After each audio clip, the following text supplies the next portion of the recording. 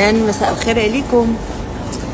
شوفوا لي هاد الشهيوات الجديده، سيكسو بالموزات ديال الغنمي والخضره، تكتوكه، بريوات مشكلين، يا سلام. وبطبيعه الحال سيطله ديال الدجاج واللوز العسله، يا سلام. شحال هادي ما صورت لكم الكوزينه ياك.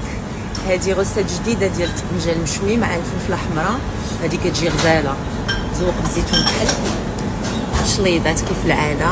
هذه جديده، شلاضه ديال الشيفلود مع لي كورنيشون. هذه ضروري ذوقوها لانها كتجي من ألذ ما يكون، مختلفه على الوصفه ديال الطنجال اللي كيكون مقلي او الزعلوك اللي تيكون محضر بالطنجال مقلي، كتجي من داكشي رفيع. نتوما بالسطيله كي تبغيوها بالدجاج واللوز ولا بالحوت. هذه احسن موزه ديال الغنمي معسله بالبرقوق. بالنسبه للتزيين دائما كيبقى اختياري، الناس اللي كيطلبوا هكذا باللوز والبيستاش، كاين اللي كيبغي غير بجلجلان. المرقه ديالها من ألذ ما يكون، وعندها واحد التفريشه من التحت ديال التغميره ديال البصله معسله. السيكسو هذا باللحم ديال الكتف ديال البقري، باينه شفناه بالموزات، هذا بالبقري.